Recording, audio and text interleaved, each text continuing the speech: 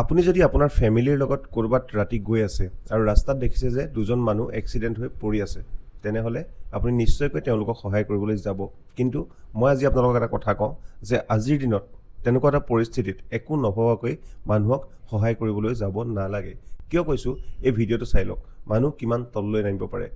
দুটা মানুহ দেখিছে, বাইকত আহিছে, বাইকত আহি তেওঁলোকে নিজে ইচ্ছা কৰি বাইকখন ৰাস্তাত পেলাই লৈছে, পেলাই লৈ এনেকৈ ছাইডত শুই আছে, মানে এক্সিডেণ্ট হোৱাৰ এটা এক্টিং কৰিছে।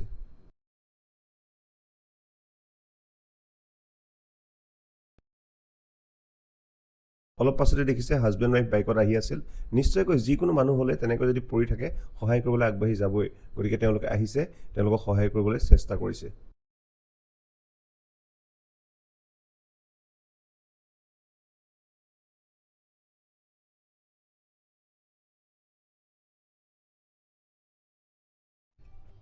অকল মানুহটোক সহায় কৰাই নহয়, তেখেতে গৈ বাইকখনো দাঙি দিছে যাতে এই মানুহ দুজনৰ হেল্প হয়।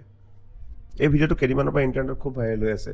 যেতিয়াই তেওঁলোকক সহায় কৰিবলৈ আগবাঢ়িলে, তেওঁলোকে পিছফালৰ পৰা এটেক কৰিলে, দুইজনকে বেহুচ কৰিলে আৰু তেওঁলোকৰ বাইক আৰু পকেটত যি পইচা আছিলে, জুৱেলাৰী আছিলে, সকলো লৈ চোৰ দুটা পলাই গুচি গ'ল।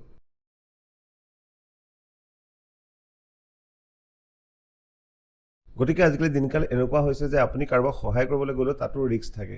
গতিকে যদিহে আপুনি ৰাতি ক'ৰবাত ট্ৰেভেল কৰি আছে, আপোনাৰ লগত যদি ফেমিলি আছে, কাৰোবাক যদি বিপদত পৰা দেখিছে, এক্সিডেণ্ট হৈ পৰি থকা দেখিছে, তেনেহ'লে ভালকৈ চাই চিতিহে সহায় কৰিব যাব লাগে। নহ'লে আৰু এটা কাম কৰিব পাৰে, ওচৰৰ হস্পিটেল বা পুলিচ ষ্টেচনত লগে লগে ফোন কৰি দিব লাগে বা খবৰ এটা দি দিব লাগে, তেওঁলোকৰ কাৰণে সহায় আহি পাব। ভিডিঅ'টো দেখি সঁচাকৈ ভয় লাগি গ'ল আৰু ভাবিলোঁ আপোনালোকৰ লগতো শ্বেয়াৰ কৰি দিওঁ। আপোনাৰ ঘৰৰ বা আপোনাৰ চিনাকি যিসকল মানুহে ৰাতি ট্ৰেভেল কৰে, তেওঁলোকৰ লগত ভিডিঅ'টো শ্বেয়াৰ কৰি দিব। আপোনাৰ মতামত কমেণ্ট কৰি জনাবলৈ নাপাহৰিব।